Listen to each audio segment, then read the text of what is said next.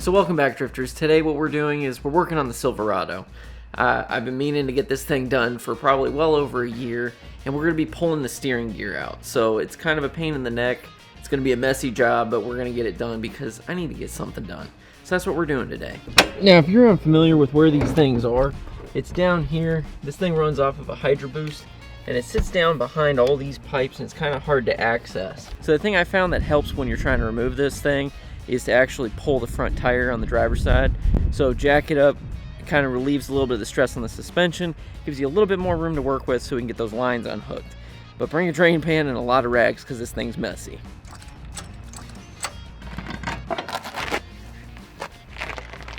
So if you see in there, you can see that's the Pitman arm, and it attaches to the steering gear, which is held in by these 3 bolts, and there's an intermediate shaft. So what we're going to do is we're going to pull this whole thing out so we have access to the power steering lines. We're going to pull those suckers off and then just slowly work this thing out. Alright, so now I got the splash guard out of the way, and you can see that intercooler piping. What we need to do is move that thing out of here. So we're going to unhook that sucker, and then we should have enough room to get behind it because the power steering lines are over on this side underneath. You might be thinking, oh, I can just not do that. Trust me, it's going to save you a lot of time. A little bit of finagling.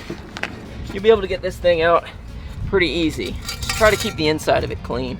It's aluminum, so it's real easy to damage.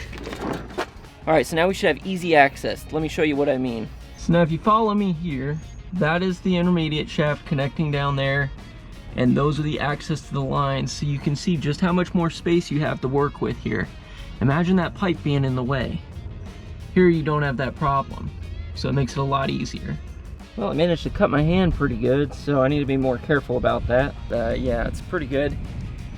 Basically, the problem was the line was on there really tight, and when I went to go do it, my hand slipped. So what I found to do that helps a lot is when you go to grab this thing, grab the intermediate shaft to stop your hand from going too far, because when I did it on the second one, that worked perfectly. But this one, I was pushing it, it just slipped, and now I got a nice big old gash. So I'm gonna go take care of this, but I got the lines off. Well, as it turns out, I cut it pretty deep, but nothing a little duct tape and gauze won't fix. So I'm gonna go get back to work. I'm gonna get this thing out of there. Next thing I'm gonna do is take out the intermediate shaft. So first things first, get rid of your negative battery terminals, because the last thing you want is your airbags getting set off or something else going wrong. You just get rid of your negative battery terminals, because when you disconnect this power steering shaft from your car, if that thing turns too much, it can cause problems and even potentially set off your airbags. So whatever you do, do not turn the steering wheel. Make sure your wheels are straight, that they're lined up as good as they should be, and leave it there. Don't touch it. And then once we're done with that, then we'll eventually get all hooked back up. So just be careful when you're doing this, okay? And if you have a Duramax, you probably have 2 batteries instead of just 1. Alright, so now it's finally time to get rid of that intermediate shaft. Again, be very careful not to let it turn once it's unhooked. So we're just going to loosen that bolt there. And once that bolt's out, it should just slide this way and unlock itself, so that way we can pull it off with the power steering gear. Alright. Got it out, got this little piece here, so I'm just going to set this aside, slide that out the way, and then we'll do the last 3 bolts to get the power steering gear out. So I got this for you. You just got to slide it down this way, and it slides right off. It's kind of a pain, but just be careful not to have this turn, because this thing moves in and out, you'll see. So that's how that works. Now we got this little dangle dongle out of the way, and then it's time to move on to the next part. Alright, so now we're going to work on getting the Pitman arm off. Basically what I'm going to do is I'm going to pull the cotter pin and then the 21mm nut off, and then I'm going to wedge a pickle fork in there and smack it with a hammer to try to get it out. Hopefully that works. The main part is there's another part that attaches to the actual steering gear. Now we could use a Pitman arm puller there. It's going to be kind of a pain to do it because there's not a lot of room here, and there's this cross member in the way, so I'm just going to take the whole unit out and do that outside of the car or the truck. So that's my plan. We'll see how it goes. Wish me luck. So after I got the cotter pin out, all I did was take the 21mm socket to bust it loose, but I didn't take it all the way off. That way when I'm hitting it with a pickle fork, it doesn't come flying off and smacking around. It'll just kind of stop it. So this Pitman arm thing has been giving me a hell of a time. So now I got to break out the fire and heat it up a little bit, try to loosen this thing up and get it out, because it is starting to get a little bit later, and I got to get this thing out by the end of the day. So wish me some luck.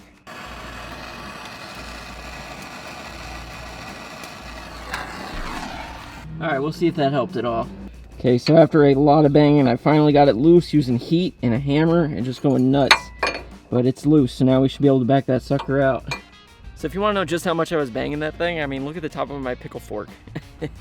Yeah, it's a little bit gone. So yeah, but we got it. A lot of heat, smashing, and it's a pain in the butt, but we got it out. So now I'm gonna pull that off, and then now we can get those last 3 bolts and hopefully pull this sucker out of here. So we might have a good solid win today. Let's do it. So now it's just a matter of removing these 3 bolts. Be very careful on the very last one, because that's the only thing that's gonna hold this thing up. So I'm gonna do it very carefully, try to get this out by myself, but it's kind of heavy, so gotta be careful.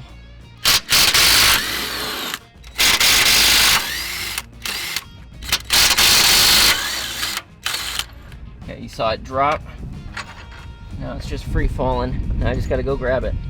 All right, this part might be a little bit tricky, but I think I can get it, because it's still in that arm in the backside, so see if I can maneuver it. Looks as though the Pitman arm fell in it a little bit. That's not good. Okay, good. Oh yeah, there we go. There it is. Okay. Okay. Now I just need to clear the Pitman arm, rotate it. Should be good. Okay, so far so good. I'm dragging lines a little bit. Almost got it. I just got stuck on a line.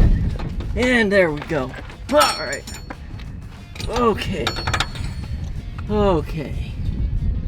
There we go. So this thing's gonna be leaking, but we got her out of there. Hell yeah. Woo. Thank God. Okay. So I got this sucker out. It is not light, but one thing I want to do is try to keep this arm in the same position it was in when I took it out. You can always tell, because I haven't removed the Pitman arm yet, that it's facing in the right direction. This is facing like this. So this is basically how it would sit in the car. Now, big thing I'm noticing in here, I'm seeing bits of O-ring, so I'm definitely gonna replace the O-ring. Now, I just replaced the hoses on this thing, so if you're doing this, you may wanna get new hoses. I'm gonna keep my hoses, I'm just gonna replace all the O-rings when I get the new unit. Now, I've got an option to either rebuild this or get a new one. And really, it's gonna come down to price and time. So that's something I'll have to figure out in the next one. So now the only thing left I gotta do is take off the intermediate shaft as well as the Pitman arm. So it's gonna be kind of a pain because this thing doesn't fit in my vise, but we're gonna make it work. So for this, I'm just using a big adjustable wrench to get this thing off. It might spin around a little bit, but it shouldn't be too bad. All right, so we're gonna save these nuts and washers just in case if we need them later. And then we're gonna need a Pitman arm puller tool to get this off. All right, so this is the Pitman arm tool. All you gotta do is slide this thing on top of here. So what I'm gonna do is rotate this now. So what we're gonna do is we're gonna slide this thing over. It should fit in between this groove here, if we're lucky, otherwise we might be in trouble. Come on, baby. There we go. And then all we do is we tighten this down on top of the stud here, and it'll slowly work this thing off. So now what we're gonna do is I'm gonna pull this thing off. Basically what we're gonna do is we're gonna tighten this bolt down. It's gonna push against here, and it's gonna drive this thing off. We're gonna use the ground to our advantage. Yeah, there we go. There we go. Think smarter, not harder. Yeah, there it goes. We are good. Okay, so now this thing should just slide off, just like so. So to remove this one, it's just this little 11 mil bolt down here. Just gonna loosen that sucker up, hopefully not too tight, which of course it is. I love hammers. Okay, now I can get it. Beautiful. All right, we got that bolt out. I should be able to just slide this sucker off. This one might be stuck on there from corrosion. So if you look right here, what I'm trying to do is get a wedge in between here to spread this open so it's easier to pull out. It shouldn't be too bad, but it's just getting something in there right and big enough that we can spread it without this rotating, because it just wants to turn. So a little frustrating, but we're gonna get it.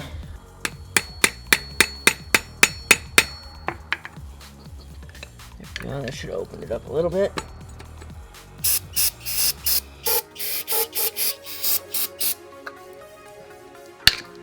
Oh, that was close. Almost cut my hand on that one. Oh, yeah. There we go. All right, we got her done. Woo! Thank goodness. All right, so for the part that you might be wondering is how long did it take? Well, That entire job took me about 3.5 hours. Probably could have shortened it if I wasn't filming and doing a bunch of other stuff trying to get it done. But I would assume that if you know what you're doing and you have the right tools, you can probably get this done in like 2.5 hours, depending on your skill level. So keep that in mind if you're planning on doing this. But I have to say, it feels good to have a camera back in hand and actually working on the cars. For some reason, I've been going through this rut where I've just really not been feeling like working on these things. But the good news is we're out here today. We made progress. We got the piece out. Now tomorrow, I'm going to go and work on getting the new parts. Hopefully they have them in stock, and if they do, I'll work on installing them. But in the meantime, if you guys are wanting to see some more content other than just the automotive stuff, check out my Twitch, because I'm going to start streaming on there if you're into video games. And if not, that's cool too, because I also post fitness videos here as well. Basically just vlogs about my life. That's pretty much what this channel is. Every now and again, I like to do these little helpful things because I've seen other videos and they're very non-informative, very annoying, and they're not like straight to the point. So I try to get to the point as much as possible. But anyway, guys, I hope you all have a great day.